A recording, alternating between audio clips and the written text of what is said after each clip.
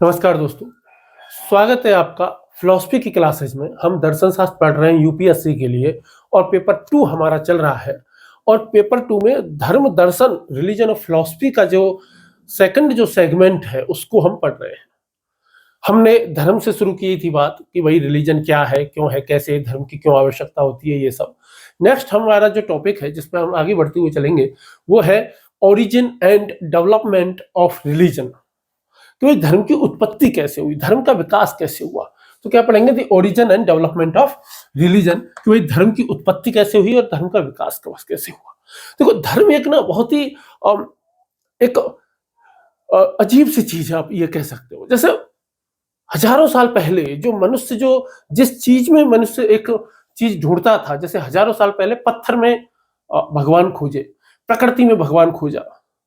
आज जो दुनिया है वो एआई में भविष्य देख रही है। वो एआई को पास पाके आज सुकून महसूस कर रही है। तो चाहे वो पत्थर उस समय जब हमने खोजा, पत्थर में भगवान को खोजा, या आज हम एआई में जो भविष्य देख रहे हैं, कहीं ना कहीं इन दोनों की जो मानसिक जो जरूरत है ना वो एक ही है। अब आप ये भी सोचो ना, मान लो भविष्य में कहीं ऐसा होगा कि भाई कभी ना कभी तो ऐसा होगा कि भविष्य में हो सकता है कि मानव किसी अन्य ग्रह पे बसे। जैसे ये हुआ ना कि भाई इंग्लैंड के कुछ स्पेशल लोगों ने मिलकर के ऑस्ट्रेलिया बसा दिया, कुछ स्पेशल लोगों ने मिलकर के अमेरिका बसा दिया। क्या पता भविष्य में कुछ ऐसा हो कि दुनिया के कुछ स्पेशल लोगों से मिलकर के कोई और दूसरा प्लैनेट बसे, है ना। जैसे कि हॉलीवुड की कई सारी फिल्मों में दिखाया जाता है, जैसे कि अवतार है और भी कई सारी हैं। तो जब मानव पृथ्वी के अलावा जब किसी अन्य ग्रह पर चला जाएगा और वहीं बस जाएगा, वहां जब कॉलोनियां बस जाएंगी, वहां बस्ती बस जाएगी, वहां जब लोग रहना शुरू कर देंगे, तो आपको क्या लगता है, क्या वहां मंदिर, मस्जिद, गुरुद्वारा, चर्च कुछ बनेगा? या फिर ऐसा होगा कि विज्ञान धर्म को खत्म कर देगा? अब जो विज्ञान है वो हमें अन्य ग्रहों पर पहुंचा सकता है, अन्य ग्रहों पर रहने में भी मदद कर सकता है, ठीक है। लेकिन जो अन्य ग्रहों पर रहने का जो पर्पज है, जो पर्पज जो हमें देगा ना, वो केवल धर्म ही देगा, वो हमें दर्शन ही देगा। आप आज से हजारों साल पहले का समय याद करो। मान लो कि आज से जो है कम से कम नहीं तो 30,000 साल पहले की बात मान लो, चलो। एक आदिवासी कबीला है और एक छोटा सा कबीला है, और वो बेचारे रह रहे हैं, है ना, बहुत ही कच्चे मकानों में रह रहे हैं। और नदी के वो पता ही है आपको कि वो ज्यादातर पानी के किनारे ही रहा करते थे।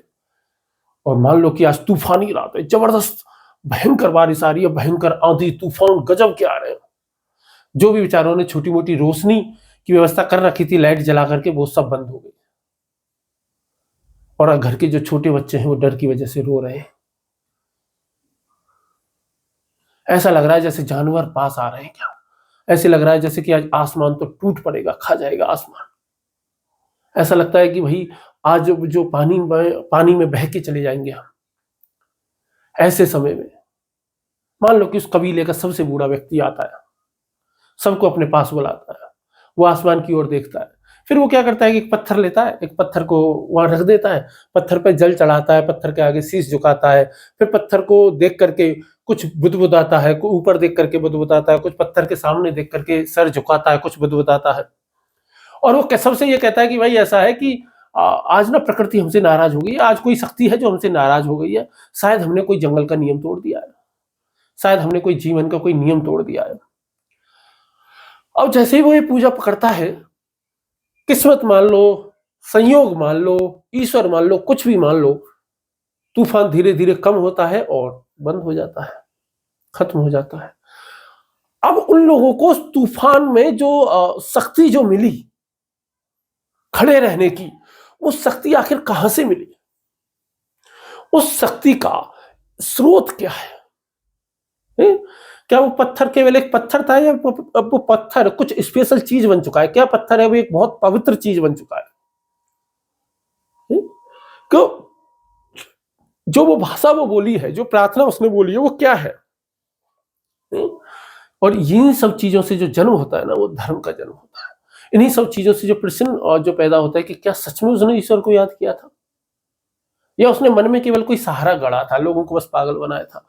क्या वो किसी प्रकार की पूजा थी जो उसने की, जो उस बूढ़े बुजुर्ग व्यक्ति ने की, या बस केवल एक प्रतिक्रिया थी और कुछ नहीं, भय की वजह से उसने कुछ कर दिया था?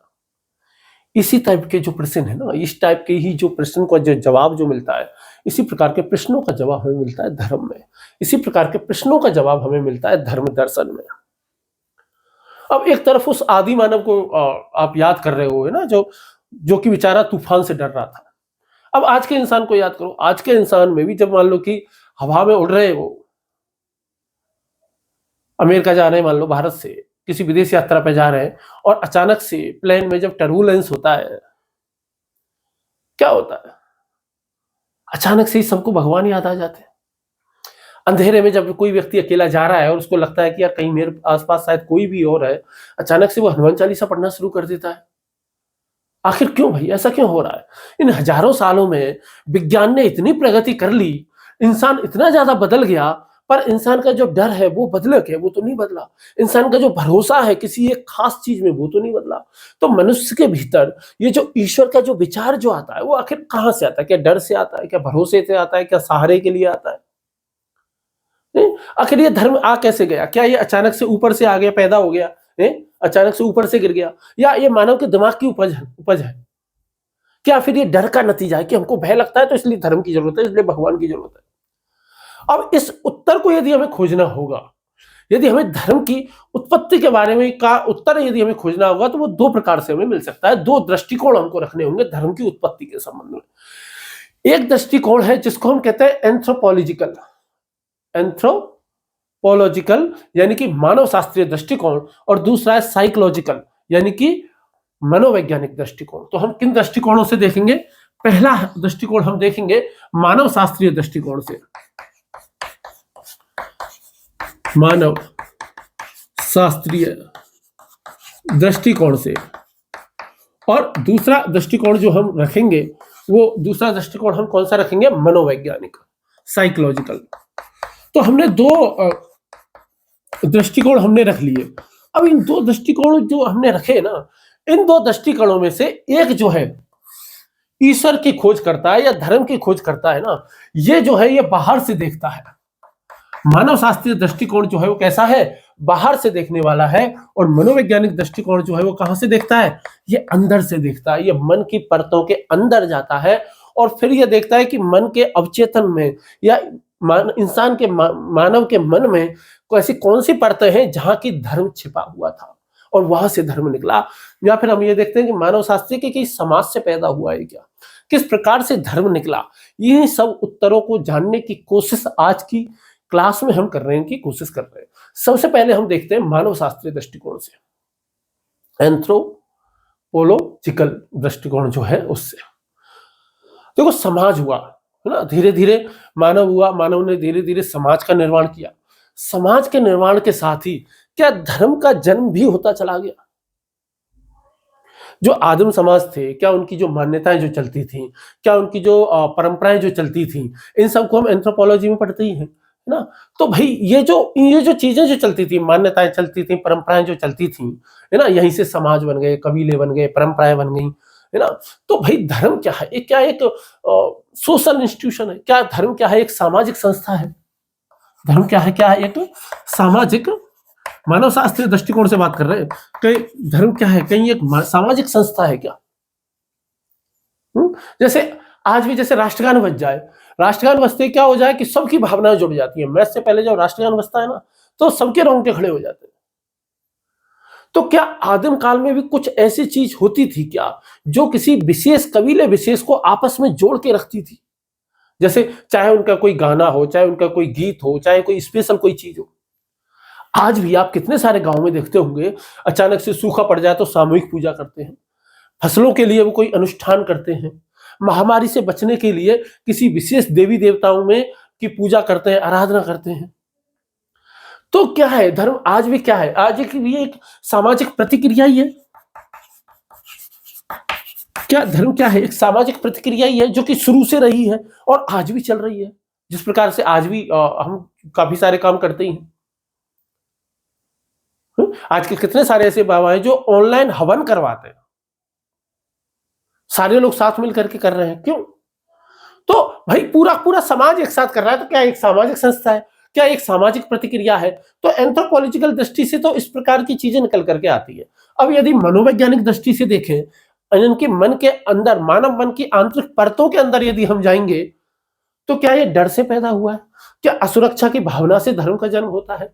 क्या कोई और चीज है, कोई भरोसा है, कोई विश्वास है, जिसकी क्या कोई सहारे की जरूरत है? भय, आशा, सुरक्षा, नियंत्रण, नैतिक नियंत्रण, अर्थबोध, ये किन चीजों से हम जोड़ करके देखें कि भाई धर्म पैदा हो जाए, कि धर्म पैदा हुआ है। और मनोविज्ञान से पूछेंगे तो मनोविज्ञान तो हमेशा ही ये कहता है कि धर्म जो है वो मानव की जो आंतरिक भावनाएं हैं, मानव की जो मानसिक संरचना है, उसकी उपज है। को आप मेरे मतलब ना भाई, आईसीयू के बाहर नास्तिक से नास्तिक, आईसीयू के बाहर खड़ा हुआ नास्तिक से नास्तिक व्यक्ति भी आस्तिक हो जाता है, उसके हाथ भी ऑटोमेटिक प्रार्थना के लिए उठ जाते हैं। कितने सारे लोग आजकल ऑनलाइन सत्संग करते हैं, मैंने आपको अभी बताया है ना। ध्यान की ओर लोगों का आजकल झुकाव बढ़ता चला जा रहा है। क्यों बढ़ता चला जा रहा है भाई ध्यान की ओर? मेडिटेशन की तरफ इतना झुकाव क्यों हो रहा है? पूरी दुनिया का हो रहा है। लोगों को जब स्वास्थ्य की समस्या ज्यादा सताने लगती है, मानसिक समस्या ज्यादा सताने लगती है, तो लोग कहते हैं मेडिटेशन करो। मेडिटेशन आखिर है क्या? ये ध्यान की ओर क्यों झुकाव है? तो क्या इसका मतलब ये है कि संकट में आज भी, या मानव को किसी भी परिस्थिति में आज भी जब भी कोई मानसिक सहारा चाहिए होता है, तो वो धर्म ही उसको मानसिक सहारा देता है? क्या ऐसा है क्या, जब इंसान की जब बाहरी दुनिया अनिश्चित हो, तब उसको एक स्थिरता चाहिए होती है, और वो स्थिरता देने वाला कोई एक खूंटा चाहिए होता है कि यार मैं अपने मन को इस खूंटे से बांध दूं, ताकि मेरा मन ना ज्यादा विचरण ना कर पाए। तो मन को एक स्थिर खूंटा चाहिए। तो क्या धर्म वही एक स्थिर खूंटा हमें प्रदान करता है क्या, ताकि हम भटके ना इधर उधर? अब ये मनोविज्ञान क्या कहता है कि मनोविज्ञान क्या है? एक स्थिर खूंटा है। जैसे उसने सामाजिक संस्था का है, सामाजिक प्रतिक्रिया कही, ऐसे ही हम इसको क्या कह सकते हैं? एक स्थिर खूंटा।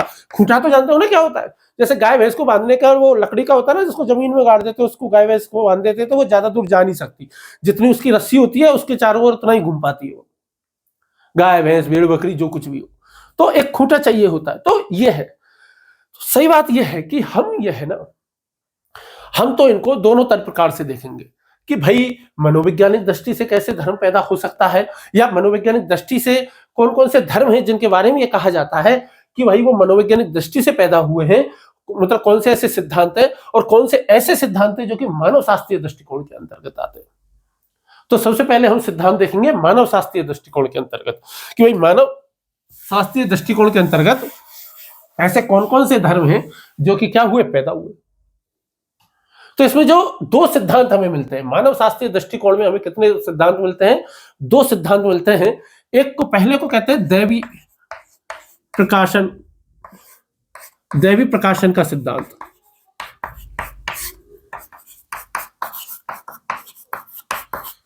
पहला कौन सा चलता है इसमें?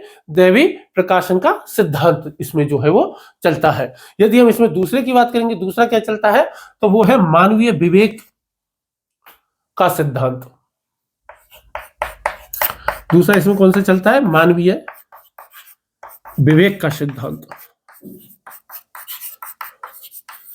तो यदि कोई धर्मों के बारे में पूछ ले कि भाई धर्म कैसे पैदा हुए हैं, तो भाई धर्मों की उत्पत्ति के बारे में दो दृष्टिकोण हमारे सामने चलते हैं। और दो दृष्टिकोण कौन से चलते हैं? एक तो मानव शास्त्रीय दृष्टिकोण चलता है, ठीक। तो इसमें दो सिद्धांत है, एक तो दैवीय प्रकाशन का सिद्धांत चलता है, और दूसरा सिद्धांत कौन सा चलता है कि भाई मानवीय विवेक का एक सिद्धांत जो है वो चलता है। अब ये जो मानवीय विवेक का सिद्धांत भी जो ये चलता है ना, कि भाई मानव ने कि भाई धर्म को जो है वो पैदा जो कर दिया है, तो किन किन तरीकों से और कर दिया है। तो इसमें यदि कुछ और लेंगे तो इसमें और कौन कौन से प्रमुख नियम आते हैं? एक आ जाता है इसमें, इसका सब पार्ट आता है बेसिकली, वो इसमें क्या कहते हैं, और सब पार्ट आता है, ठीक। और सब पार्ट में जो पहला है वो है टायलर का जीववादी सिद्धांत। खाली जीववादी सिद्धांत में लिख रहा हूं, जीववादी सिद्धांत। दूसरा आपका आ जाएगा प्रेतात्मा सिद्धांत, या प्रेत सिद्धांत आप इसको कह सकते हो। दूसरे को हम क्या कह सकते हैं? प्रेत सिद्धांत, कि भाई भूत प्रेतों से धर्म का जन्म हुआ है कि कैसे जन्म हुआ है, ठीक। और जो तीसरा इसका सब पार्ट यदि हम देखेंगे तो क्या आता है? टोटमवाद। टोटमवाद भी हम देखेंगे कि कैसा होता है टोटमवाद। और चौथा इसमें आता है मानववाद। और चौथा इसमें कौन सा आ जाता है? आपका मानववाद आ जाता है, ठीक, कौन सा आ जाता है? मानववाद आ जाता है। और पांचवा इसमें एक और आ जाता है, दिख रहा है ना, ये दिख रहा है क्या? हाँ, और इसमें एक और आ जाता है पांचवा, वो है जादू। कि भाई धर्म की उत्पत्ति कैसे हुई होगी? जादू से हो गई होगी। ये मानते हैं कि भाई धर्म की उत्पत्ति कैसे हो गई होगी? जादू से मानते हैं ना। तो एक तो ये हो गया। इसमें मनोवैज्ञानिक दृष्टिकोण से धर्म का जन्म कैसे कैसे हुआ है? मनोवैज्ञानिक दृष्टि से या धार्मिक मनोवैज्ञानिक दृष्टि से आप देखोगे तो सबसे पहले जो आता है कि भाई वो ये आता है कि भाई धार्मिक जो भावना है हमारी, या मूल प्रवृत्ति का सिद्धांत आ जाता है। धार्मिक मूल प्रवृत्ति का सिद्धांत कि भाई हमारी मूल प्रवृत्ति ही धार्मिक होती है, और चूंकि हमारी मूल प्रवृत्ति ही धार्मिक है, क्योंकि हमारी क्या है, मूल प्रवृत्ति जो है वो हमारी वही धार्मिक है, तो वहीं से धर्म का जन्म पैदा हो जाता है। दूसरा ये कहते हैं कि कोई धार्मिक शक्ति है हमारे अंदर क्या है, एक धार्मिक शक्ति है, मूल प्रवृत्ति नहीं है, हमारे अंदर एक धार्मिक शक्ति होती है, और उस धार्मिक शक्ति से ही क्या होता है, धर्म का जन्म होता है। तीसरा आता है आपका भय का सिद्धांत या डर का सिद्धांत। भय का सिद्धांत, तो इसमें मनोविज्ञान ये कहता है कि भाई मनुष्य ने धर्म को इसलिए बनाया है क्योंकि उसको डर लग रहा था, भय लगता था, और भय को दूर करने के लिए क्या चाहिए, धर्म चाहिए। और जब उसको धर्म मिला तो उसका भय दूर हो गया, या उसने अपने भय को दूर करने के लिए ही क्या कर लिया, धर्म को जन्म दे दिया, धर्म को पैदा किया, धर्म को बना लिया। ठीक है, तो यदि कोई पूछे आपसे कि भाई धर्म की उत्पत्ति कैसे हुई है, तो आप क्या कहोगे कि धर्म की उत्पत्ति के संबंध में दो प्रमुख सिद्धांत चलते हैं। पहला होता है मानव शास्त्रीय दृष्टिकोण, दूसरा होता है मनोवैज्ञानिक दृष्टिकोण। जो मानव शास्त्रीय दृष्टिकोण जो होता है वो बाहर से देखता है, और जो कि मनोवैज्ञानिक जो दृष्टिकोण होता है वो अंदर से देखता है। तो मानव शास्त्रीय दृष्टिकोण के अंतर्गत कौन कौन से सिद्धांत माने जाते हैं? एक आता है थ्योरी ऑफ डिवाइन रिवोल्यूशन, कि भाई ऊपर से एक दैवीय शक्ति आई और उसने कहा, उसने ज्ञान दे दिया किसी एक खास व्यक्ति को, और ये कहा कि ये रिलीजन है, ये तुम्हारा धर्म है, इसको चारों तरफ फैला दो। तो हो गया दैवीय प्रकाशन का सिद्धांत, कि भाई अचानक से आ गया। एक होता है मानवीय विवेक का सिद्धांत, कि मानव ने अपने विवेक का प्रयोग किया और बुद्धि से एक धर्म बना दिया, बुद्धि से क्या कर दिया, अपनी से धर्म बना दिया। तीसरा आता है जीववादी सिद्धांत, है ना। जीववादी सिद्धांत ये होता है कि भाई इसमें क्या कहते हैं कि भाई दुनिया के हर व्यक्ति में क्या है, आत्मा है, दुनिया की हर चीज में आत्मा है, तो उसकी सबकी पूजा करो। एक आता है प्रेत सिद्धांत, ये हर्बर्ट स्पेंसर से रिलेटेड है, और उसको हम विस्तार से पढ़ेंगे अभी। प्रेत सिद्धांत क्या कहता है कि भाई ठीक है, और जो है हमारे पूर्वज हैं, और हमारे पूर्वज जो है वो मर के भी मरते नहीं है, वो जिंदा रहते हैं, तो उनकी पूजा करनी चाहिए, तो उनकी पूजा करनी चाहिए। तो वो प्रेत सिद्धांत आ गया, कि धीरे धीरे उसी से क्या हो गया, धर्म का विकास होता चला गया।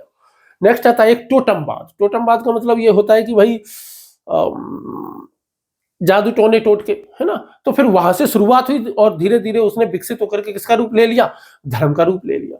नेक्स्ट आता है मानववाद, कि भाई कोई विशेष चीज होती है और उसको ही हम अपना क्या मान लेते हैं, एक विशेष शक्ति का स्वरूप मान लेते हैं।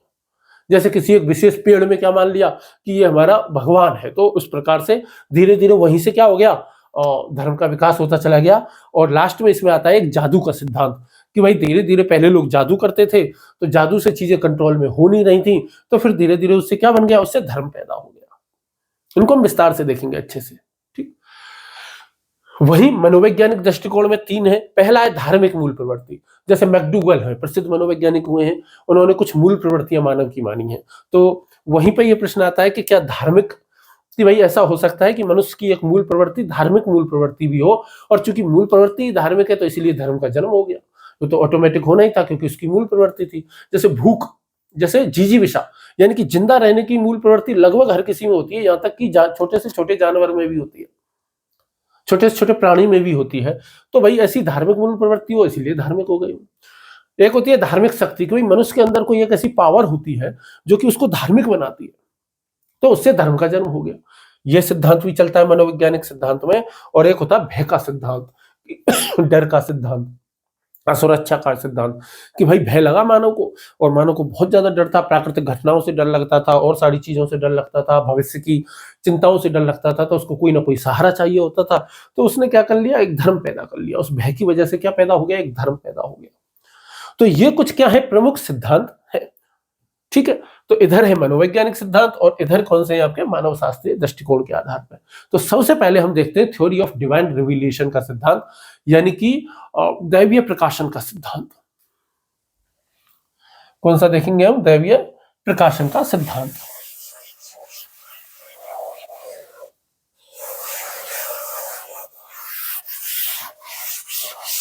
अब ये जो दैवीय प्रकाशन का ये जो सिद्धांत है, ये क्या कह रहा है?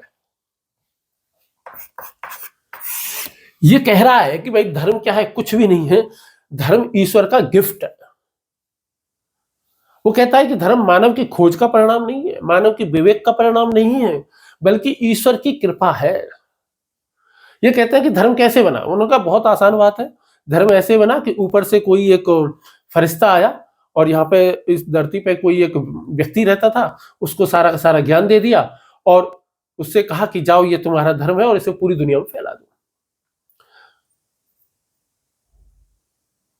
या तो भगवान खुद आए पृथ्वी पर, या भगवान ने अपने किसी दूत को भेजा, अपने किसी फरिश्ते को भेजा, या अपनी किसी पुस्तक को भेजा, तो उससे क्या हो गया? धर्म पैदा हो गया और ये कहा कि यही तुम्हारा धर्म है और इसे पूरी दुनिया में फैला दो। तो बेसिकली कहने का मतलब यह है कि धर्म तब अस्तित्व में आया जब स्वयं ईश्वर ने किसी एक स्पेशल सेकंड में ईश्वर को ऐसा लगा कि यार मुझे धरती पे जाना चाहिए, मुझे मनुष्य के समक्ष प्रकट होना चाहिए। तो जब धरती पे आया, मनुष्य के सामने प्रकट हुआ, प्रकट होकर के उसने अपनी इच्छा बताई, अपना स्वरूप बताया और अपने धर्म के नियम बताए। ये जो सिद्धांत जो चलता है ना, प्रमुख रूप से कहां चलता है? अब्राहमिक परंपराओं में चलता है, अब्राहमिक धर्म में चलता है, अब्राहमिक। तो जो अब्राहमिक रिलीजन जो है उनमें चलता है। तो अब्राहमिक रिलीजन कितने हैं? 3 है, आपको पता है। पहला है ईसाई, दूसरा है इस्लाम और तीसरा कौन सा है? यहूदी। इन तीनों ही धर्मों में ये सिद्धांत चलता है। कौन सा सिद्धांत? की धर्म अचानक, जैसे आप देखो ना, जैसे पैगंबर मोहम्मद है, जो हजरत मोहम्मद साहब थे, तो वो क्या करते हैं? ऐसा कहते हैं कि भाई वो हीरा नाम की एक जो गुफा थी उसमें ध्यान लगाया करते थे। तो एक दिन वो ध्यान लगा रहे थे, जब वो ध्यान लगा रहे थे तो वहां पे लैलातुल कद्र, ठीक है, यानी कि एक फरिश्ता आया और उस फरिश्ते का नाम क्या है? जिब्राइल। वही फरिश्ता गैब्रियल बन जाता है ईसाइयत में, वही फरिश्ता गैब्रियल बन जाता है किसमें? यहूदी धर्म में। आपने वैन हेल्सिंग फिल्म देखी है? वैन हेल्सिंग एक हॉलीवुड मूवी, उसको देखना है ना। उस मूवी में फरिश्ते का जिक्र है, गैब्रियल नामक फरिश्ते का बहुत अच्छे से जिक्र है कि भाई गैब्रियल नामक फरिश्ते में और जो क्या कहते हैं उसको, ड्राकुला में झगड़ा हुआ और जिब्राइल ने ड्राकुला को मार दिया। तो ये कहानियां चलती हैं। ड्राकुला मतलब शैतान का प्रतीक है उनके यहाँ। तो ये खूब लंबी चौड़ी कहानियां चलती हैं। कितनी सारी हॉलीवुड की ऐसी फिल्में, जितनी भी भेड़िया वाली फिल्में होंगी ना, ज्यादातर उनमें यही कहानियां चलती हैं। ठीक है, कभी भी आप ये देखोगे तो जो गैब्रियल जो फरिश्ता है ईसाइयत में, वही इस्लाम में क्या हो जाता है? जिब्राइल हो जाता है। ठीक, तो फरिश्ता प्रकट हुआ और जिब्राइल ने उनसे क्या कहा? इकरा। जिब्राइल ने पैगंबर मोहम्मद साहब से क्या कहा? इकरा। इकरा का मतलब होता है पढ़ो। तो पैगंबर ने तो कहा कि भाई वो पढ़ना नहीं जानते। तब जिब्राइल ने उनको क्या कहा? जिब्राइल ने उन्हें क्या सुनाई? अल्लाह की आयतें सुनाई। और ये सिलसिला कहते हैं कि 23 वर्षों तक चला, कि 23 वर्षों तक जो जिब्राइल था उनको कुरान की आयतें सुनाया करता था। उन सभी आयतों को जो है वो क्या कर लिया गया? संकलित कर लिया गया और उन्हीं को ही आज किसमें जानते हैं? कुरान कहते हैं। उन्हीं को ही आज हम कुरान के रूप में मानते हैं। कुरान नामक पवित्र पुस्तक बन गई। और कुरान नामक पवित्र पुस्तक कैसे बन गई? कि भाई जो गैब्रियल जो आया, जिब्राइल जिसको कहते हैं, जिब्राइल आया और जिब्राइल ने क्या किया? हजरत मोहम्मद साहब को हीरा की गुफा में जो है आयतें सुनाई थी। यही सेम कहानी थोड़े बहुत अंतर के साथ में यहूदी परंपरा में भी चलती है। आपको पता है ना, यहूदी परंपरा इनमें सबसे पुरानी है। यहूदी, इस्लाम और ईसाई, इन तीनों धर्मों के जो पैगंबर हैं, जो मसीहा हैं, जिनको मसीहा कह देते हैं, पैगंबर कह देते हैं, वो लगभग एक ही हैं। सबके लगभग एक ही हैं। बस यह है कि जो यहूदी हैं वो जीसस क्राइस्ट को मानते नहीं है, और ईसाइयत में जीसस क्राइस्ट तक मानते हैं और जीसस क्राइस्ट के बाद किसी को नहीं मानते हैं। उनके बाद कहते हैं कि वो अंतिम थे। और जबकि ईसाइयत में कहां तक मानते हैं? हजरत मोहम्मद साहब तक मानते हैं। उनके यहां भी जीसस क्राइस्ट को मानते हैं, लेकिन उनके यहां जीसस मतलब इस्लाम में जीसस क्राइस्ट को यीशु मसीह कहा जाता है और ये जीसस क्राइस्ट ईसाइयत में कहा जाता है। जैसे हजरत मूसा है, हजरत मूसा तीनों में चलेंगे, तीनों धर्मों में हजरत मूसा है ना। तो जैसे हजरत मूसा है, तो यहूदी परंपरा में आपको क्या पता है कि भाई हजरत मूसा थे, और हजरत मूसा को क्या किया था कि उनकी माँ ने उनकी जान बचाने के लिए नदी में बहा दिया था। नदी में बहा दिया तो वो मिस्र के राज परिवार में चले गए। राज परिवार में चले गए तो वहां पर जो यहूदी और उनके समाज के जो लोग थे उन पर बहुत ज्यादा अत्याचार हो रहे थे। तो कहते हैं कि वो अपने जो यहूदी धर्म थे उनके लोगों को अपने साथ लेकर के चले गए। उन्होंने लाल सागर का विभाजन कर दिया, है ना। फिर वो सिनाई पर्वत पे गए और सिनाई पर्वत पे बहुत जबरदस्त आग लगी हुई थी। तो आग लगी हुई थी तो जो हजरत मूसा थे वो आए, वो सॉरी हजरत मूसा तो खुद ही थे, तो वो खुद आए और वहां पे भगवान आए और भगवान ने उनको 10 कमांडमेंट्स दी, 10 आज्ञाएं दी। बेसिकली 2 पट्टिकाएं दी लकड़ी की, और उन पट्टियों पर, लकड़ी की 2 पट्टियों पर क्या लिखे हुए थे? नियम लिखे हुए थे, 10 नियम लिखे थे, है ना। तो सिनाई पर्वत, माउंट सिनाई, उसको बहुत पवित्र माना जाता है ना।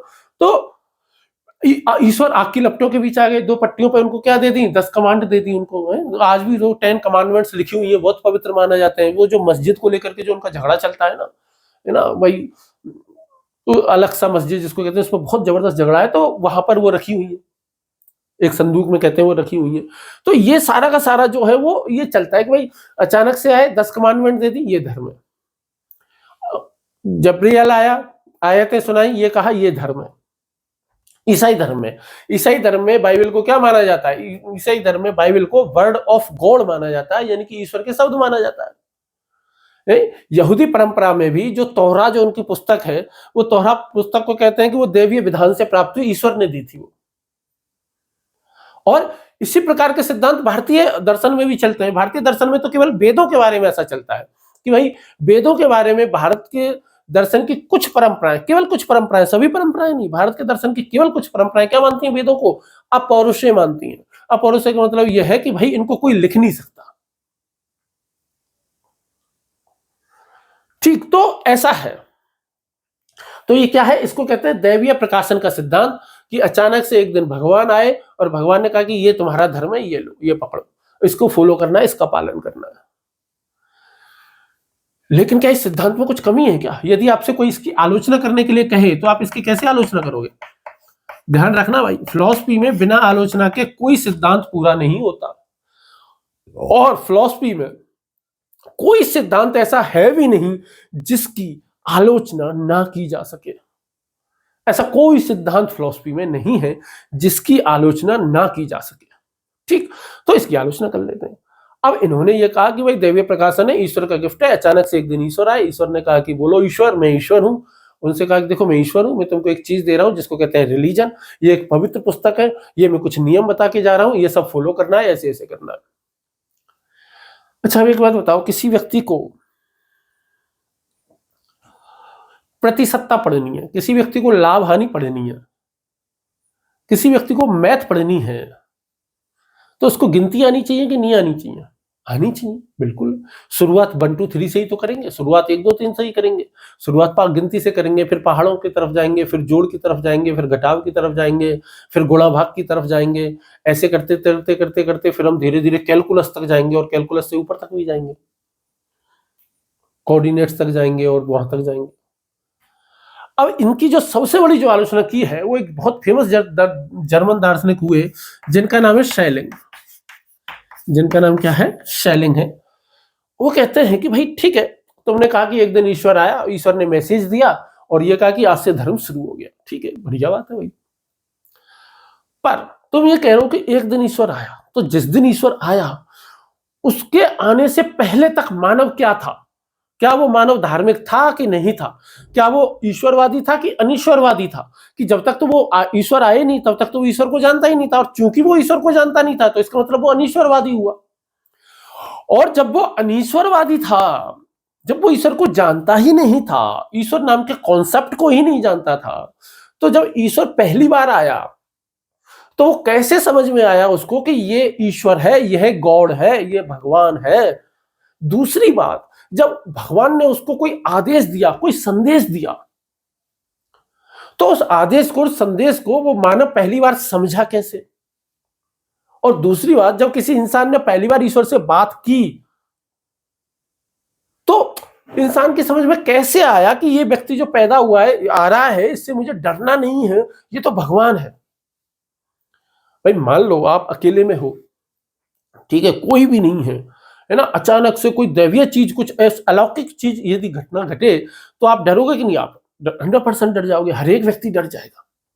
जैसे मैं अभी मान लो पढ़ा रहा हूँ, है ना, और पढ़ाते समय यदि ये मोबाइल अपने आप ही, जैसे मैं रिकॉर्डिंग कर रहा हूँ, ये अपने आप ही हवा में उड़ना शुरू कर दे तो क्या होगा? मैं डर जाऊंगा। मेरे हाथ में जो चौक है, ये हाथ में से निकल करके उड़ना शुरू कर दे तो मैं तो डर जाऊंगा। तो वो कह रहे हैं कि फिर ऐसा हुआ क्यों नहीं? तो उसने ईश्वर समझा कैसे? तो भाई पहले ये भी बात बता दो कि पहले भाषा पहले आई थी कि ईश्वर पहले आया था? और यदि भाषा पहले आई तो फिर ईश्वर शब्द बना कैसे? क्योंकि उनको तो पता ही नहीं था ईश्वर शब्द का। क्या भगवान जब आया तो भगवान ने कहा कि भाई मैं गॉड हूं, मैं अल्लाह हूं? तो इस प्रकार जो प्रारंभिक मानवीय चेतना है वो तो है आपकी अनीश्वरवादी। और अचानक से एक दिन कोई व्यक्ति प्रकट होकर के कह दे कि भाई मैं भगवान हूं और तुमको मेरे आदेशों को मानना है, तो भैया अचानक से एक दिन में ही कैसे हो जाएगा भैया? अब तक तो वो ईश्वर को मानता भी नहीं है, जानता भी नहीं है, उसको पता भी नहीं है धर्म क्या चीज होती है, उसको ये भी नहीं पता भगवान क्या चीज होती है, और आज अचानक से तुरंत ही हृदय परिवर्तन ऐसा कैसे हो जाएगा? ये तो बहुत ज्यादा क्या होता है, विरोधाभासिक है। ये बहुत ज्यादा मनोवैज्ञानिक है, मनोवैज्ञानिक सिद्धांत के खिलाफ है। यदि कोई बहुत जबरदस्त नास्तिक व्यक्ति है, ठीक, उससे यदि कोई व्यक्ति ये कहे कि मुझसे ना भगवान बातें करते हैं, मुझसे ना भगवान बातें करते हैं, तो वो क्या कहेगा बताओ? तो वो यही तो कहेगा ना, भाई अपने दिमाग का इलाज कराओ यार, और क्या है? वो ऐसे कहेगा कि तुमने नए धर्म की खोज कर दी, वाह वाह वाह, धर्म आ गया, ईश्वर आ गया। वो नहीं कहेगा। वो तो क्या कहेगा कि अरे यार ये तो मानसिक रूप से पागल है, मानसिक रूप से बेकार है, तुम दिमाग का इलाज करा। अच्छा, आप अचानक से धरती पे कहीं घूम रहे हो, अकेले हो किसी जगह पे, है ना, मान लो जंगल में हो, मान लो किसी घर पे ही हो, अपने पे अकेले हो, अचानक से कोई एक ऐसा इस टाइप का एलियन टाइप का कोई व्यक्ति आ जाए, एलियन ही आ जाए, मान लो एलियन मतलब भगवान है वो, और आपने तो आज से पहले भगवान देखा नहीं था, चूंकि देखा नहीं था तो आपको वो एलियन टाइप का ही लगेगा, अलग से ही लगेगा, और वो आपको अपनी भाषा में जीवन का सत्य बताए, तो आप उसे धर्म मानोगे या आप सुनोगे ही नहीं कि भाई मैं नहीं सुनूंगा, आप उसे डायरेक्ट भाई संदेश कब संदेश होता है, मैसेज कब मैसेज बनता है? जब सुनने वाले का दिमाग उसे समझने के लिए पहले से तैयार हो। भाई यदि मैं आपको दर्शन अभी पढ़ा रहा हूं तो आप दर्शन कब समझ सकते हैं? दर्शन आप तभी तो समझ सकते हैं ना जब आपको दर्शन के मतलब पहले से पता है। आपको जीवन में पहली बार फिलॉसफी शब्द सुनने को मिले और पहले दिन कोई आपको न्याय दर्शन पढ़ाए, आपकी समझ में तो आएगा ही नहीं, क्योंकि आपको यही नहीं पता कि भाई न्याय फिलॉसफी क्या होती है, फिलॉसफी में एपिस्टेमोलॉजी क्या होती है, मेटाफिजिक्स क्या होती है, एथिक्स क्या होती है। आपको यही नहीं पता कि भाई भारतीय दर्शन क्या है, भारतीय दर्शन में आस्तिक दर्शन कौन से होते हैं, नास्तिक दर्शन क्या होते हैं, और अचानक से न्याय दर्शन पढ़ाने लग जाए तो आप तो फ्यूज उड़ जाएंगे कि ये क्या हो रहा है, कैसे समझ में आएगा? इसलिए शैलन कहते हैं कि भाई आप ईश्वर से बातचीत कर रहे हो, यदि आप ईश्वर से बातचीत कर रहे हो और आपको ये पता है, आपको ये समझने के लिए कि सामने वाला ईश्वर है, इसके लिए बहुत आवश्यक है कि आपके दिमाग में पहले से ईश्वर का विचार पहले से ही हो, आपको ये बात पता हो कि कोई ना कोई ईश्वर होता है, गॉड होता है। सबसे बड़ी आलोचना जो इस सिद्धांत की जो मानी जाती है वो ये है कि भाई ये केवल ईश्वर की क्रिया मानता है। वो कहते हैं कि भाई ईश्वर ने अपनी मर्जी से किया, जिस जगह पे करना था, जिस स्थान पे करना था, उसने अपनी मर्जी से किया। इसमें बिल्कुल ये स्पष्ट नहीं हो पाता कि जिस मानव ने इसको पहली बार मिला होगा उसने कैसी अनुभूति की होगी, क्या उसकी मानसिक प्रतिक्रिया क्या रही होगी, उसने उसका स्वभाव उस समय किस प्रकार रहा होगा, और उसने कैसे ईश्वर के आदेशों को आत्मसात किया होगा। यदि मनोवैज्ञानिक दृष्टि से देखा जाए तो मनोवैज्ञानिक दृष्टि से देखा जाए तो धर्म कैसे होता है? भाई धर्म तो भय से पैदा हुआ है, धर्म तो असुरक्षा से पैदा हुआ है, धर्म तो जीवन के अर्थ की खोज से विकसित होता है। लेकिन दैवीय प्रकाशन का जो सिद्धांत है ना, वो इन सबको नेग्लेक्ट कर देता है। क्या जो आदिम मानव जो रहा होगा, क्या उसका मानसिक रूप से इतना ज्यादा विकसित था क्या वो, कि वो एक ही बार में एक ईश्वरवाद को भी समझ गया, एक ही बार में वो नैतिक आदेशों को भी समझ गया, एक ही बार में वो एथिक्स भी समझ गया, एक ही बार में वो ईश्वर को और जो पवित्र पुस्तक है, इन प्रकार के जो कॉम्प्लेक्स, जो जटिल विचार हैं, इन तरह के जो प्रत्यय हैं, इन सभी प्रत्ययों को समझ गया। और जबकि जब हम पढ़ते हैं, जब हम पढ़ते हैं मानव शास्त्रीय दृष्टिकोण में ही, और आगे जब हम धर्मों के बारे में और ज्यादा पढ़ते हैं, तो हमको पता चलता है कि पहले तो प्रकृति पूजा चलती थी, पहले तो जो है वो प्रेतवाद चलता था, पहले तो टोटेमवाद चलता था, पहले तो मानववाद चलता था। ये फिर अचानक से धर्म कैसे पैदा हो सकता है? तो भैया एक तो ऐतिहासिक दृष्टि से देखा जाए, भाई जैसे कह रहे हैं कि भाई मानव का जन्म, होमोसोपियंस, इस धरती पर होमोसोपियंस को आए हुए लगभग 3.5 लाख साल हो गए। ईसाइयत की यदि हम बात करें तो ईसाइयत जो है वो लगभग 2600 साल पुरानी है ना। इस्लाम की यदि हम बात करें तो 1500 साल पुराना है, और यहूदी धर्म भी बहुत ज्यादा पुराना नहीं है। तो भैया जो ईश्वर जो आया, तो ईश्वर ने कैसे तय किया कि मैं इस जगह पे आऊंगा, इस स्थान पे आऊंगा, इस वर्ष में आऊंगा? इतने साल, इतने जब 3.5 लाख साल से जब मानव चल रहा था, तब क्यों नहीं आया वो? ये भी तो एक बात है ना, जो इसकी आलोचना में ये बातें कही जाती है। ये बातें मैं नहीं कह रहा है ना, ये बातें इसकी आलोचना में कही जाती हैं। खासतौर से सेलिंग का नाम इसमें सबसे ज्यादा आता है। ठीक है, तो भैया इस दृष्टि से देखा जाए तो जो दैवीय प्रकाशन का जो सिद्धांत है, ये ना तो ऐतिहासिक दृष्टि से सही लगता है और ना ही मनोवैज्ञानिक दृष्टि से सही प्रतीत होता है। आधुनिक धर्म दर्शन ये मानता है कि धर्म का जो विकास हुआ है ना, वो ग्रेजुअल एवोल्यूशन है, धीरे धीरे वो परिष्कृत होकर के बना है।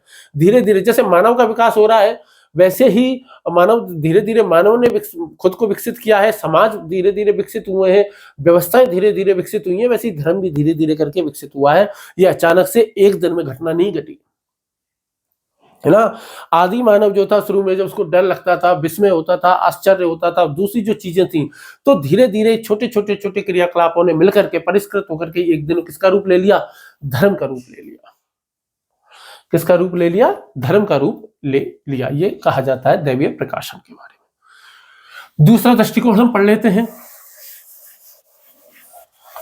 ठीक। और दूसरा जो सिद्धांत है वो हमारा कौन सा है?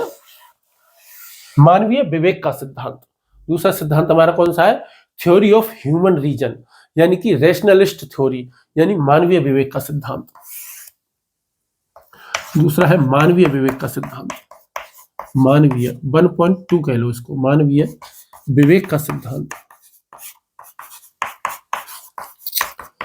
तो मानवीय विवेक का सिद्धांत क्या कहता है? थ्योरी ऑफ ह्यूमन रीजन क्या कह रही है? थ्योरी ऑफ ह्यूमन रीजन ये कह रही है कि ये मनुष्य की क्या, किसका परिणाम है? बौद्धिक क्षमता का परिणाम है। कि धर्म कैसे बना? कि मनुष्य की बौद्धिक क्षमता जब बहुत ज्यादा अच्छी हो गई, तो उसने एक दिन धर्म बना दिया। खास तौर पे ये विचार पैदा हुआ 18वीं सदी में,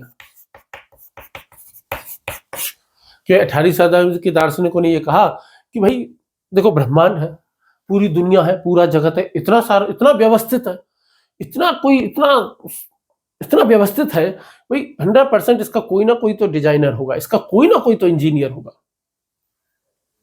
और ये बात कहने वाला कौन है? एक तो आते हैं हर्वर्ट और दूसरे आते हैं टोलैंड। तो दो प्रयोग कौन कौन से? एक तो है हर्वर्ट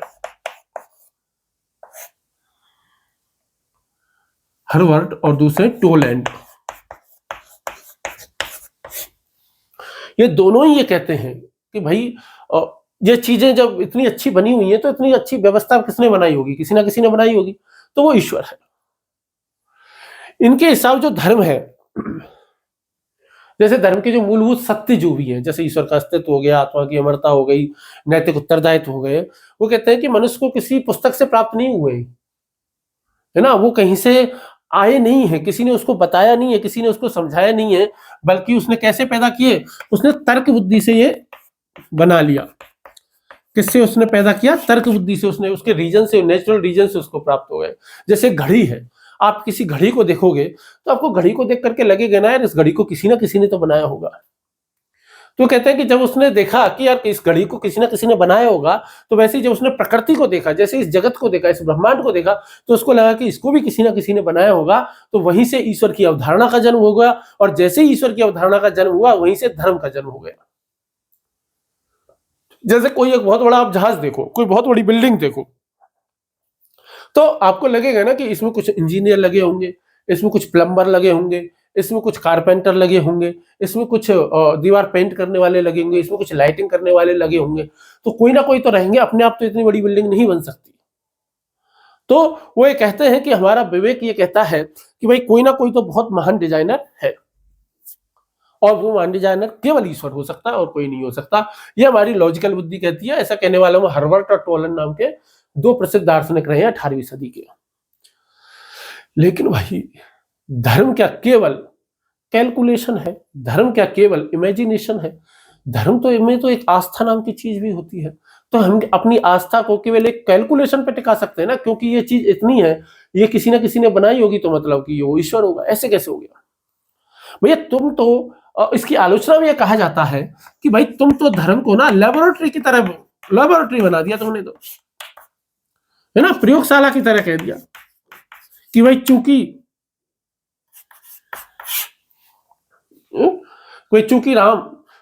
राम 6 महीने से नहाए नहीं इसलिए राम गंदा है। ये कोई बात थोड़ी है, ये कोई प्रयोगशाला थोड़ी है भैया।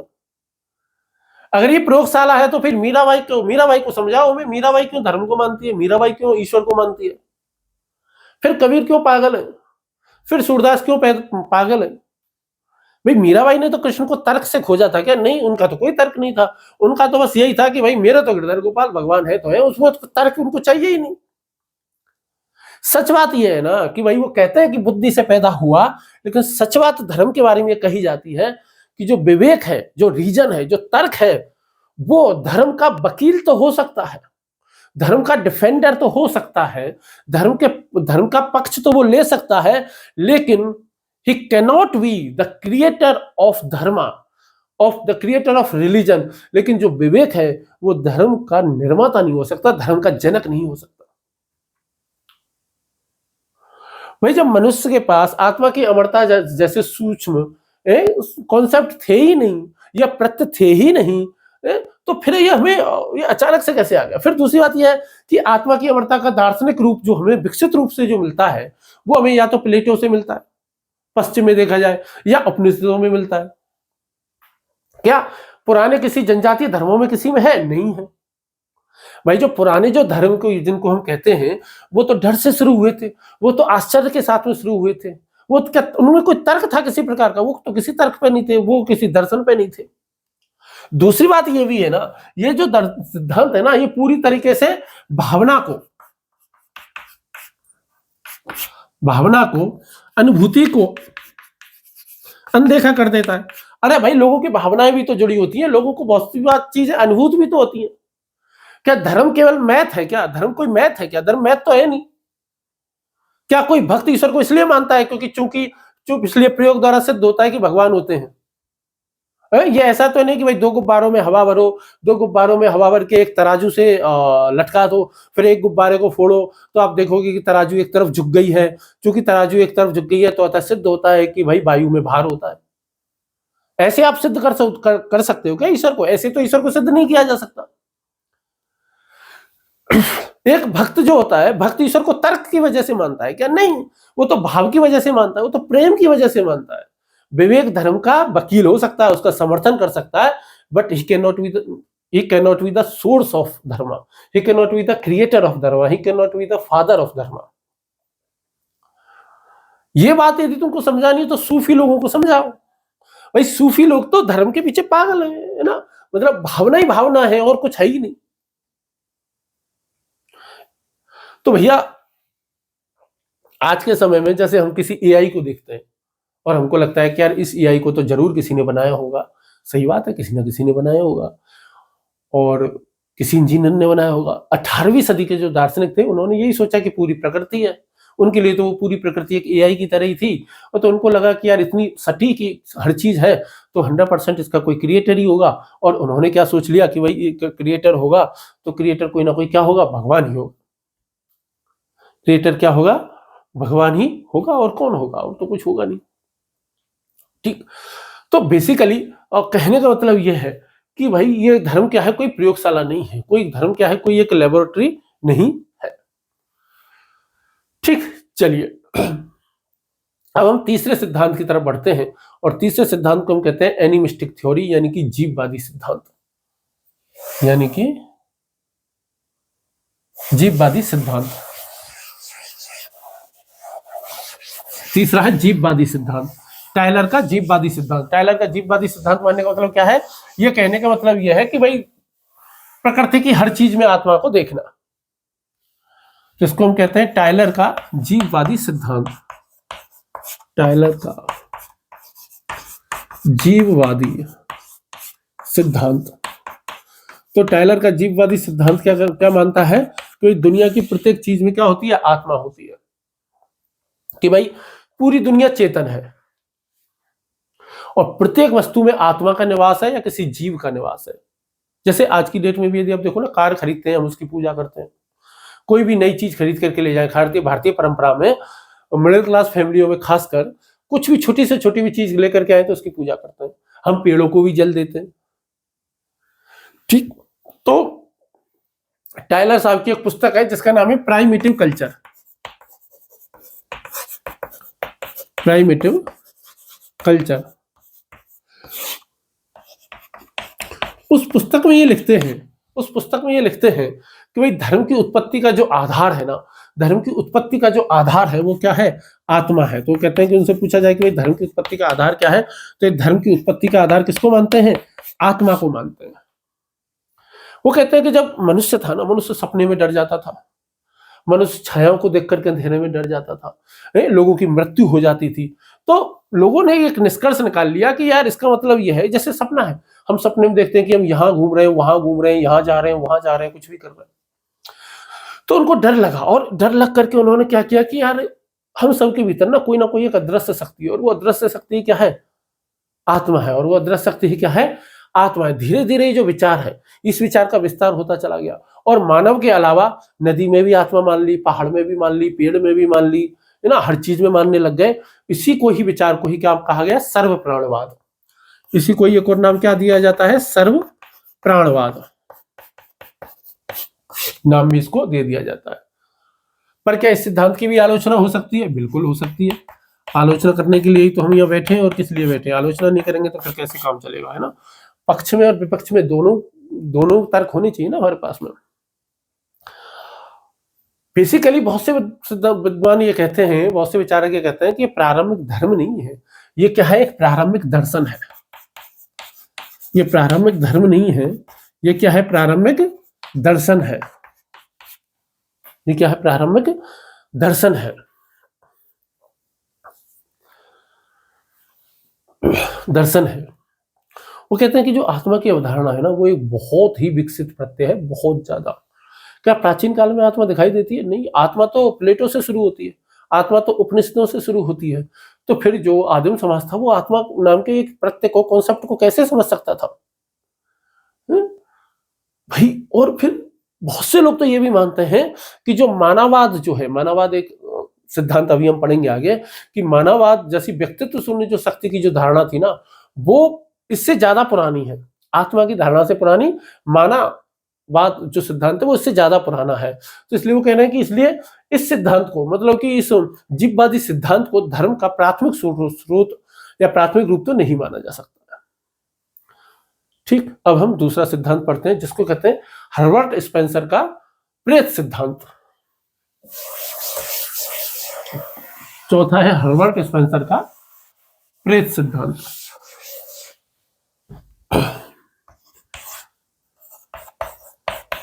हर्बर्ट स्पेंसर का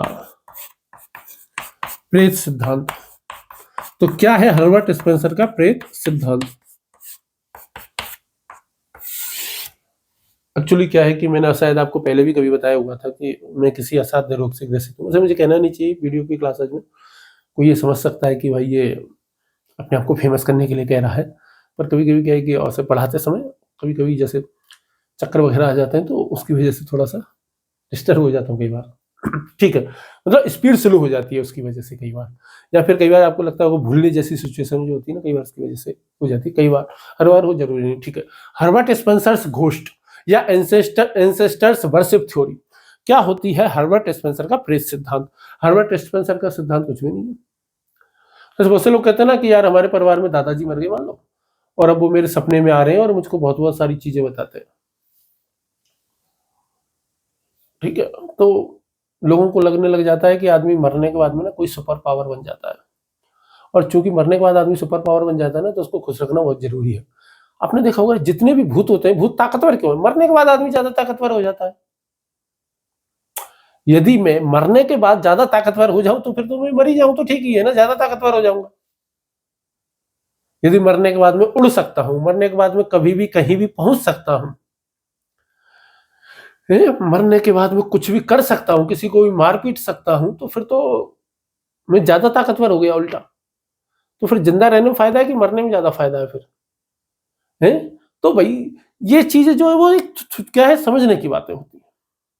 जैसे जितनी भी फिल्में होती हैं, चाहे हॉलीवुड की हो बॉलीवुड की हो, उन सभी में यह है कि आदमी मरने के बाद ज्यादा ताकतवर हो गया है। भूत प्रेत जो होते हैं वो क्या है, वो इसी धारणा पे है ना कि आदमी मरने के बाद बहुत ज्यादा ताकतवर हो जाता है, सुपर पावर बन जाता है। आपने वो कांड पढ़ा था वो, अरे यार, एक तो निठारी कांड हुआ था दिल्ली में ना, और निठारी कांड की बात नहीं कर रहा मैं, उस पर सेक्टर 36 नाम से एक पिक्चर भी बनी हुई है। मैं एक और केस की बात कर रहा हूँ जो दिल्ली में हुआ था, जिसमें एक पूरा का पूरा परिवार फांसी से लटक गया था। 11 लोग थे और 11 पर लोग फांसी पे लटक गए थे। और कौन सा कांड है मेरे को याद नहीं आ रहा वो, है ना। तो उसमें जो है ना, उस परिवार में एक लड़का था, एक व्यक्ति था जिसका नाम था ललित। तो उसको साइकोसिस नाम की बीमारी हो गई। और साइकोसिस नाम की बीमारी में क्या होता है ना कि व्यक्ति को भ्रम होता है कि कोई मुझसे बातें कर रहा है। तो उसने अपने सारे घर वालों को ये कन्विंस करा लिया कि उसके जो पिताजी मर गए थे, उनके पिताजी का नाम था भोपाल सिंह, कि मेरे पिताजी भोपाल सिंह जी मर गए हैं, और भोपाल सिंह जी मुझसे बातें करते हैं, और जो मुझसे जो कहते हैं मैं वही काम करता हूँ। एक दो तुक्के उसके सही लग गए, एक दो तुक्के जब सही लग गए तो सारे घर वाले उसके फैन हो गए। अब तो सब कहने लग गए जो तू कहेगा वही करेंगे। तो उसने कहा कि हमारे दादा जो पिताजी हैं भोपाल सिंह जी, उनको खुश करना पड़ेगा। तो खुश करने के लिए हम एक विधि करेंगे, अनुष्ठान करेंगे, और वो अनुष्ठान रात को करेंगे, ऐसे करेंगे वैसे करेंगे। और उस अनुष्ठान के तहत उसने कहा कि हम सब फांसी लगाएंगे, और जो भोपाल सिंह जी हमारे जो पिताजी हैं वो आके सबको बचा लेंगे। और पूरा का पूरा परिवार एक साथ फांसी लगा के मर जाता है, कोई बचाने नहीं आता। ठीक, तो भैया, तो सुपर अब क्या करते हैं, अब उनको क्या है कि जो व्यक्ति जो मर गए उनको खुश रखना है। अब खुश रखने के लिए क्या करने हैं, उनकी श्राद्ध श्राद्ध करते हैं। खुश रखने के लिए उनकी क्या करते हैं, बलि पूजा होते हैं। ये दुनिया के लगभग सभी समाजों में चलता है श्राद्ध। श्राद्ध एक केवल हिंदू समाज में नहीं चलता है ना भाई। ये अलग अलग नामों से और अलग अलग तरीकों से लगभग दुनिया के हर समाज में विद्वान है। ठीक है, आप जिनको बहुत ज्यादा विकसित समाज आज की डेट में मानते हो ना, वहां भी ये किसी ना किसी रूप में विद्वान है। पूर्वज पूजा का जो कॉन्सेप्ट है, जिसको एंसेस्टर वर्शिप कहते हैं, दुनिया के लगभग प्रत्येक समाज में विद्वान है। लगभग की बात नहीं, लगभग क्या पूरे, मतलब 100% तो कहना ही नहीं चाहिए, है ना। यूपीएससी का स्टूडेंट होने का एक फायदा ये भी है कि 100% नहीं कहते, लेकिन लगभग सभी में है। और शुरू से ही जब आदिम काल था तभी से मनुष्य मानता है कि आदमी जब मरता है तो मरने के बाद वो किसी ना किसी रूप में जीवित रहता है, या तो वो भूत बन जाएगा, प्रेत बन जाएगा, कुछ ना कुछ बन जाएगा। और इसी डर की वजह से, क्योंकि वो जो मरे हुए लोगों से वो हमेशा ही डरता रहा है, मानव मनुष्य। एक्चुअली मनुष्य मरे हुए व्यक्ति से नहीं डरता, वो मौत से डरता है कि कहीं मैं भी मरा हुआ व्यक्ति ना बन जाऊं, इस वजह से डरता है। तो इसके लिए उसने क्या की थी, उनको भेंट देना शुरू कर दिया, उनके लिए कुछ बलि देना शुरू कर दिया, उनको लिए चीजें देना, वस्तुएं देना। जैसे आज भी यदि आप देखोगे तो जो मरे हुए लोग होते हैं उनको खाना खिलाना, उनको चाय पिलाना, ये सब चीजें ये आज भी चलती हैं। और वो कहते हैं, हर्बर्ट स्पेंसर ये कहते हैं कि यहीं से जो है वो पूजा पद्धति का विकास हुआ, यहीं से धार्मिक कर्मकांड का विकास हुआ। जैसे आज भी हुआ, जैसे राजस्थान में देखो, राजस्थान में जो बिश्नोई समाज है वो पेड़ों में ईश्वर को वास मानता है, वो पेड़ों को काटने नहीं देता। जैसे खिजड़ली वाली घटना हुई थी कि लोगों ने पेड़ों को ऐसे कस के गले लगा लिया, उनको राजा के जो सैनिक थे उन लोगों पर कुल्हाड़ी चला दी, लेकिन उन्होंने पेड़ों को नहीं काटने दिया। आज भी पेड़ों को राखी बांध देते हैं, कारों को, गाड़ियों को राखी बांध देते हैं लोग। तो किसी ना किसी रूप में ये विद्वान आज भी है। लेकिन क्या इस सिद्धांत की भी आलोचना की जा सकती है? बिल्कुल की जा सकती है भैया, आलोचना क्यों नहीं करेंगे। आलोचना करे बिना तो मजा ही नहीं आएगा, है ना। वो बात पूरी कैसे होगी। जैसे क्या धर्म केवल एक प्रथा है, केवल एक सामाजिक प्रथा है और कुछ नहीं है क्या? केवल इतना ही है धर्म कि भाई बलि दे दी या हमारे पूर्वजों का श्राद्ध कर दिया, बस इतना ही है? भैया जटिल तो धर्म तो क्या है, एक मानसिक एवं भावनात्मक प्रक्रिया है, वो भी जटिल मानसिक एवं भावनात्मक प्रक्रिया है। भाई मनुष्य जो है, अब आप सोच करके देखो कि भाई कोई आत्मा है और वो आत्मा जो है वो, हम उसको कुछ खाना खिलाते हैं तो वो खुश रहती है। तो भैया इसका मतलब ये है कि यदि हम उसको खाना वाना नहीं खिलाएं तो वो खुश नहीं रहेगी, दुख दर्द महसूस करेगी, वो हमको नुकसान पहुंचाएगी। तो इसका मतलब यह है कि वो हमारे पूर्वज हैं, वो हमारा भला चाहते हैं कि हमारी बुराई चाहते हैं। तो मनुष्य जो है वो प्रेतात्माओं पर निर्भर है कि प्रेतात्मा मनुष्यों पर निर्भर है, ये समझ में यहाँ पर बात नहीं आती। धर्म की मूल भावना तो अलग ही है ना। धर्म में तो डर थोड़ी होता है, धर्म में तो क्या है कि भगवान के प्रति अगाध श्रद्धा होती है, विश्वास होता है। ठीक, दूसरी बात ये भी है कि कई सारे ऐसे कबीले भी देखे जाते हैं जहां पूर्वज पूजा नहीं पाई जाती है। तो इसका मतलब ये सार्वभौमिक सत्य नहीं है, और सार्वभौमिक सत्य नहीं है तो फिर ये धर्म की उत्पत्ति का सार्वभौमिक सिद्धांत भी नहीं हो सकता है। ठीक, आगे हम पढ़ेंगे, और आगे 5वें नंबर पे आता है टोटमवाद। क्या आता है? टोटमवाद। टोटमिज्म, टोटमवाद, टोटमिज्म इसको कहते हैं ना।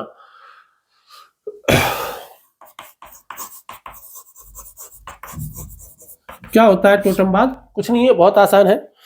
कोई पेड़ ले लिया, कोई पशु ले लिया, और कोई नदी ले ली, कोई पहाड़ ले लिया, उसको अपना पूर्वज मान बना लिया, उसको अपना कोई पवित्र प्रतीक बना लिया, और ये कहा कि हमारी सारी शक्ति इसी में ही है, हम सबको शक्ति इसी से मिलती है, यही हमको क्या देता है? ताकत देता है, यही हमारी सुरक्षा करता है, सब कुछ। वो ये विश्वास करते हैं कि उनका जो कबीला जो चल रहा है, उनका जो वंश भी चल रहा है, वो भी इसी पवित्र वस्तु की वजह से चल रहा है। जैसे ऑस्ट्रेलिया, आज भी ऑस्ट्रेलिया की कई सारी ऐसी जनजाति हैं, वहां कंगारू में ऐसा मानते हैं कि भाई कंगारू हमारा पूर्वज है, कंगारू सबसे पवित्र चीज है। कुछ लोग सांप को मानते हैं, बहुत सी अफ्रीका में कई सारी जगह पे शेर को मानते हैं, पेड़ों को मानते हैं। और भारतीय दर्शन में तो पूछो ही ना, भारतीय दर्शन में तो प्रकृति की हर चीज की ही पूजा करते हैं।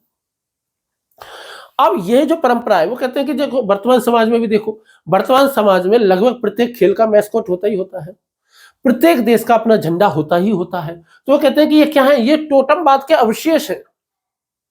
और क्या है? टोटमवाद के क्या है? ये अवशेष है। और इसकी बात कौन करता है? स्मिथ, इसके रॉबर्टसन स्मिथ, रॉबर्टसन स्मिथ इसके सहयोगी है, इसके समर्थक है। और रॉबर्टसन स्मिथ ये कहते हैं कि भाई जो पूजा पद्धति का जो विकास जो हुआ है ना, इस टोटमवाद से ही हुआ। कि पहले लोग किसी भी प्रकृति में और किसी भी चीज में शक्ति मान लेते थे, उसको अपना भगवान मान लेते थे, और उसी से हो गया। जबकि जो जेनेंस की बात यदि हम करें, एक और विचारक है जिनको कहते हैं जेनेंस, वो कहते हैं कि भाई टोटमवाद से ना बलि प्रथा पैदा हुई। और टोटमवाद वो कहते हैं कि आज भी खत्म नहीं हुआ है। आज भी बहुत सारे ऐसे लोग हैं जो कि कुछ विशेष प्रकार के लोगों को देख करके खुश हो जाते हैं। जैसे एप्पल, कटा हुआ सेब, झूठा सेब, है ना, नाइकी का हो गया, एडिडास का हो गया, हर चीज के हैं। प्राचीन काल में शेर जो काम करता था, या पेड़ का जो टोटम था जो काम करता था, आज की डेट में ये लोगों कर रहे हैं। आज की डेट में लोग क्या बन गए? सोशल ग्लू बन गए, जैसे पुराने समाजों में था। पर टोटमवाद की आलोचना में केवल एक ही बात है, आलोचना में क्या है कि ये इसे धर्म की प्रारंभिक अवस्था नहीं कहा जा सकता। क्यों नहीं कहा जा सकता? क्योंकि ये सभी धर्मों में नहीं मिलता है, सभी जगह नहीं मिलता है। ठीक, अब नेक्स्ट है जादू। जादू से धर्म की उत्पत्ति का सिद्धांत। इनको थोड़ा थोड़ा ही पढ़ रहे हैं, इन पर प्रश्न आने की संभावना ना के बराबर होती है।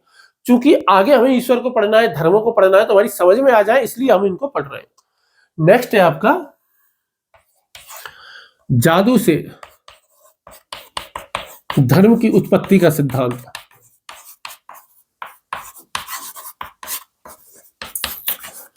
तो भाई जादू से धर्म की उत्पत्ति का सिद्धांत क्या है भैया? है ना, इसको भी हम देख लेते हैं ना। इसके सब मैजिक थ्योरी इसको हम कहते हैं। इसको क्या कहते हैं? मैजिक थ्योरी कहते हैं। फ्रेजर साहब, जे जी फ्रेजर साहब इसके बहुत बड़े समर्थक रहे। फ्रेजर, जे जी फ्रेजर कहते हैं कि भाई पुराने समय में एक जादूगर था, और वो जादू से कभी भी बारिश बुला दिया करता था। एक बार बहुत दिनों तक बारिश नहीं हुई, लोगों ने उसको बुलाया कि भाई बारिश करवाओ हमारे यहाँ। और उस दिन बारिश नहीं हुई तो लोगों ने उसे मारने की धमकी दी कि भाई तो बारिश क्यों नहीं करवा रहा है? तब उसने कहा कि भाई देखो, मैंने तो अपना काम कर दिया, पर बादलों के पीछे, इस आसमान के पीछे कोई और एक अदृश्य शक्ति है जो मुझसे भी बहुत ज्यादा ताकतवर है, वो अभी तक खुश नहीं हुई है, उसे खुश करो, उसे मनाओ, तब बारिश हो जाएगी। और कहते हैं कि यहीं से इंसान धर्म को छोड़ करके और जादू को छोड़ करके धर्म की तरफ बढ़ गया। जो फ्रेजर साहब हैं, जो जे फ्रेजर साहब हैं, इनकी पुस्तक है जिसका नाम है the golden bug, the golden bug, BOUGH, the golden bug. उसमें उन्होंने एक सिद्धांत दिया, द गोल्डन बग पुस्तक का नाम मैं लिख देता हूं, वैसे तो इतनी इंपॉर्टेंट नहीं है, द गोल्डन बग। उसमें उन्होंने एक सिद्धांत दिया, उस सिद्धांत में उन्होंने कहा कि सबसे पहले था जादू। सबसे पहले क्या था? जादू था। जादू से किसका क्या पैदा हुआ? धर्म पैदा हुआ, और धर्म से पैदा हुआ विज्ञान। ये कौन कह रहे हैं साहब? हमारे फ्रेजर साहब कह रहे हैं, अपनी पुस्तक द गोल्डन बग में ये बात कही। उन्होंने ये कहा कि जो धर्म है ना, वो कब पैदा हुआ? जब जादू फेल हो गया। जब जादू फेल होने लगा तब धर्म पैदा होने लग गया। जादू क्या करता है? जादू प्रकृति पर कंट्रोल करने की कोशिश करता है, जादू द्वारा चमत्कार करने की कोशिश की जाती है। और जब मनुष्य जो है वो जादू से प्रकृति को कंट्रोल नहीं कर पाया, जादू से बाढ़ को कंट्रोल नहीं कर पाया, भूकंप को कर पाया, आंधी तूफान को कंट्रोल नहीं कर पाया, तब उसने क्या किया? समर्पण का रास्ता अपनाया। और वो समर्पण का रास्ता ही क्या बन गया? धर्म बन गया। समर्पण का रास्ता ही क्या बन गया? धर्म बन गया। ये बात कहते हैं ना। तो बेसिकली इसकी आलोचना क्या कही जाएगी? आलोचना ये है कि भैया जादू और धर्म है ना, दोनों विपरीत है, दोनों उल्टे हैं। जादू जो है ना, जादू कंट्रोल करने की कोशिश है कि मैं ही सब कुछ कर रहा हूं, जबकि जो धर्म है ना, धर्म में तो सब कुछ ईश्वर कर रहा है। जादू में मैं सब कुछ कर रहा हूं, जबकि धर्म में मैं कुछ नहीं कर रहा, सब कुछ ईश्वर कर रहा है। ये है। तो भैया ये दोनों साथ साथ कैसे हो सकते हैं? फिर ये तो दोनों बिल्कुल उल्टे हैं। ठीक। बेसिकली साथ ही हम सब देखते हैं कि जादू और धर्म दोनों शुरुआत से ही चलते आ रहे हैं, दोनों साथ साथ चलते आ रहे हैं। क्या जादू के बाद धर्म आया क्या? नहीं, दोनों साथ साथ ही चलते आ रहे हैं। ऐसा नहीं है कि भाई एक के बाद एक आया, दोनों साथ साथ ही लंबे समय से।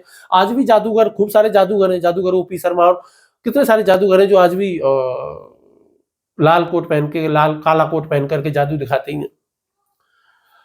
ठीक। और इसी में लास्ट सिद्धांत और देख लेते हैं मानव शास्त्रीय दृष्टिकोण में ही, उसको कहते हैं माना सिद्धांत, माना थ्योरी जिसको हम कहते हैं। तो सातवां है हमारा माना सिद्धांत।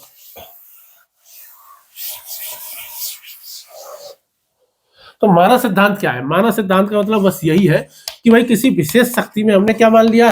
विशेष चीज में हमने ईश्वर को निवास मान लिया, ताकत को निवास मान लिया। जीववाद से, इसको कहते हैं कि सबसे प्राचीन है ना। टायलर साहब का जो जीववाद था, टायलर साहब के जीववाद से भी पुराना माना सिद्धांत माना जाता है। ये कहते हैं कि एक बहुत ही ताकतवर शक्ति है, एक बहुत बड़ी शक्ति है, जो कि किसी वस्तु में भी हो सकती है, जो कि किसी व्यक्ति में भी हो सकती है। ठीक है। और इसकी जो व्याख्या जो की है वो किसने की है? कोड रिंगटन ने की है। इसके समर्थक कौन है? कोड रिंगटन। कोड रिंगटन। हालांकि इतनी ज्यादा याद करने की इनकी नाम जरूरत नहीं है, लेकिन फिर भी मैं बता रहा हूँ, कोड रिंगटन है। मैरेट साहब, डॉक्टर मैरेट है, डॉक्टर मैरेट, हाँ, वो कहते हैं कि भाई ये जो है वो टायलर महोदय का जो जीववाद है उससे भी पुराना है। वो कहते हैं कि भाई इस आदम समाज जो होते थे ना, वो किसी एक व्यक्तित्व शून्य, अमूर्त कोई एक वस्तु होती थी, तो विलक्षण शक्ति होती थी जो कि किसी वस्तु में होती थी या किसी व्यक्ति में हो जाती थी, किसी चीज में भी हो सकती थी। बेसिकली ये जो माना जो शब्द लिया है ना, ये ओशिनिया की जो जनजातियां वहां से लिया, जिस प्रकार कोई एक सिद्ध पुरुष होता है। ठीक है। तो कई बार क्या होता है, एक तावीज में सारी ताकत भर देते हैं। तो जैसे तावीज में सारी ताकत आ गई तो वही माना है। इसी को ही हम क्या कहते हैं? एनिमेटिज्म भी कह देते हैं। बेसिकली माना जो है ना, एक मतलब कि उस सिम की तरह है कि भाई आजकल डिजिटल सिम जैसे आती है, एक डिजिटल सिम की तरह है, जो दिखती तो नहीं है लेकिन वो होगी फोन के अंतर्गत, तभी फोन क्या होगा? अच्छे से काम करेगा, अच्छे से वर्क करेगा। या बिजली की तरह है, यदि बिजली नहीं होगी तो फोन काम नहीं करेगा, बिजली नहीं होगी तो लैपटॉप काम नहीं करेगा, बिजली नहीं होगी तो बहुत सारी चीजें और काम नहीं करेंगी, टीवी काम नहीं करेगी। तो बेसिकली आज भी क्या होता है ना, बहुत सारे लोग होते हैं तावीज गले में पहनकर, कितने सारे लोग हैं जो आज भी गले में तावीज पहनते हैं। आज भी कितने सारे लोग हैं जो किसी सिद्ध के पास में, किसी बाबा के पास में जाते हैं कि उनको तावीज बना करके दे दो। तो जब भी कोई भी व्यक्ति दुनिया में कहीं भी कोई भी व्यक्ति आज भी जो तावीज पहन करके घूम रहा है तो वो मानव सिद्धांत को मान रहा है किसी ना किसी प्रकार से, किसी ना किसी रूप में वो किसको मान रहा है, मानव सिद्धांत को वो मान रहा है। लेकिन फिर वही आलोचना फिर वही है कि भाई किसी एक चीज में ईश्वर कैसे हो सकता है, वहां से ईश्वर का कैसे विकास हो सकता है, वहां से आत्मा का कॉन्सेप्ट कैसे आया और बहुत सारी चीजें वो सब आती है। ठीक, अब हम आते हैं नेक्स्ट दूसरे दृष्टिकोण की तरफ। हमने पहला मानव शास्त्रीय दृष्टिकोण से 7 सिद्धांत पढ़ लिए, अब हम 3 सिद्धांत और पढ़ेंगे इससे मनोवैज्ञानिक दृष्टिकोण से। तो 3 सिद्धांत और हमारे कौन से बच गए, मनोवैज्ञानिक दृष्टिकोण से। तो हमारा दूसरा है मनोवैज्ञानिक दृष्टिकोण।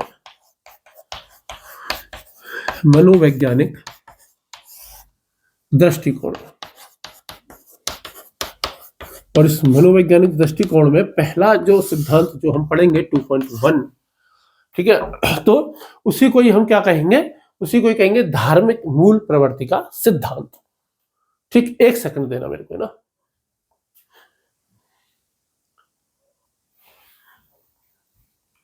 मैं माफी चाहूंगा। तो बेसिकली मनोवैज्ञानिक दृष्टिकोण हम देख लेते हैं। तो बेसिकली क्या है कि मानव शास्त्र तो धर्म को बाह्य समाज में ढूंढता है, बाहरी चीजों में देखता है, परंपराओं में देखता है, लेकिन जो मनोविज्ञान है, मनोविज्ञान क्या करता है कि भाई मन के अंदर ढूंढता है, वह में, आंतरिक अनुभूतियों में, अवचेतन मन में, जैसे संकट हो गया, रोग हो गया, मृत्यु हो गई, प्राकृतिक आपदा आ गई, इन सबके समय। ठीक, तो सबसे पहले हम देखते हैं धार्मिक मूल प्रवृत्ति का सिद्धांत। तो इसमें सबसे पहले कौन सा आता है, धार्मिक मूल प्रवृत्ति का सिद्धांत। धार्मिक मूल प्रवृत्ति का सिद्धांत, इस सिद्धांत के अनुसार ये कहते हैं कि भाई मनुष्य का जो मूल सिद्धांत कैसा है, धार्मिक है। मनुष्य का जो मूल प्रवृत्ति है वो कैसी है, धार्मिक ही है। थ्योरी ऑफ रिलीजियन इंस्टिंक्ट कहते हैं।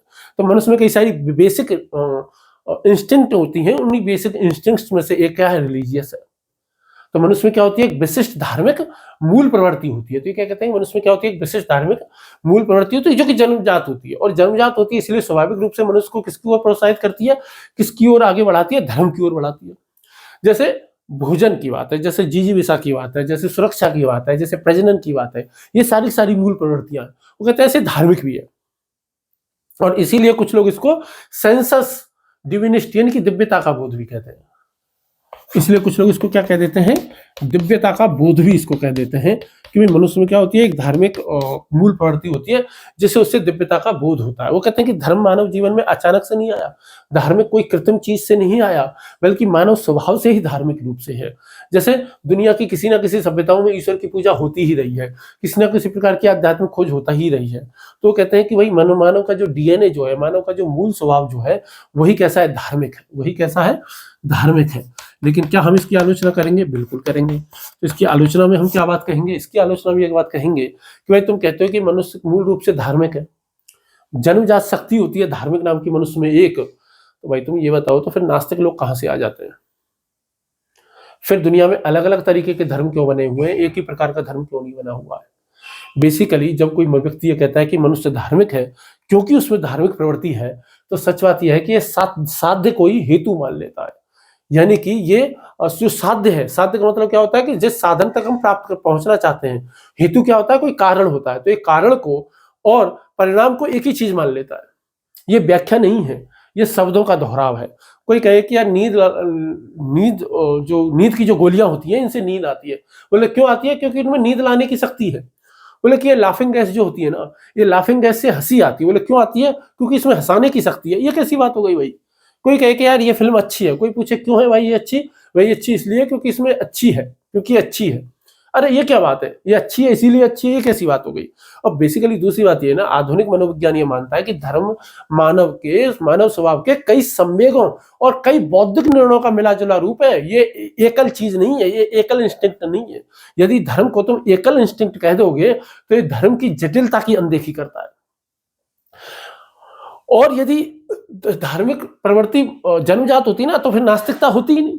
भूख है, भूख को हम मान सकते हैं कि भाई कैसी है, सार्वभौमिक है, दुनिया में प्रत्येक व्यक्ति को भूख लगती है।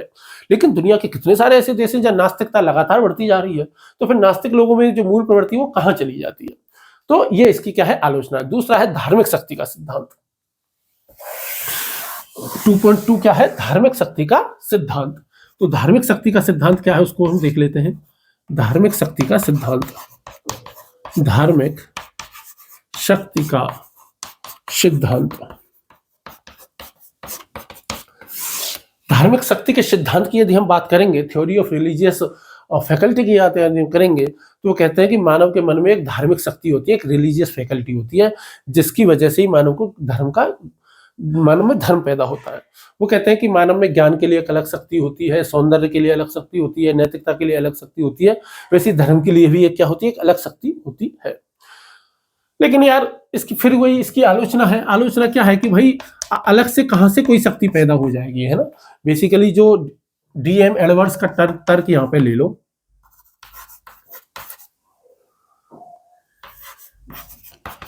है ना। डीएम एडवर्ड्स साहब कहते हैं कि भाई मन तो हमारा एक यूनिट है ना।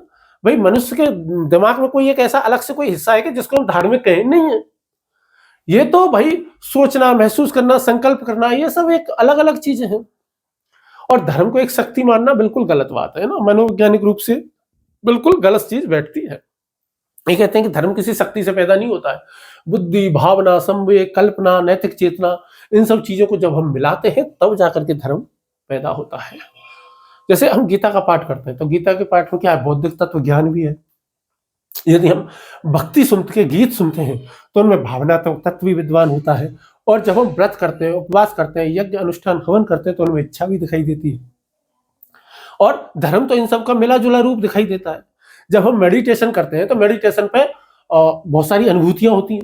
मेडिटेशन पे जब एफएमआरआई हुए तो एफएमआरआई के कई सारी स्टडीज हुई, और वो स्टडी वो दिखाई हुई कि जब मनुष्य मेडिटेशन करता है तो उसमें एकाग्रता और करुणा से जुड़े हुए जो हिस्से होते हैं ना, वही सबसे ज्यादा जागृत होते हैं, और वही जुड़े हुए रूप जागृत होते हैं, वही क्षेत्र सक्रिय होते हैं। कोई धार्मिक क्षेत्र तो सक्रिय होता ही नहीं है, और ना ही मनुष्य के मस्तिष्क में कोई धार्मिक क्षेत्र अलग से कोई होता है, कोई धार्मिक शक्ति कोई होती ही नहीं है।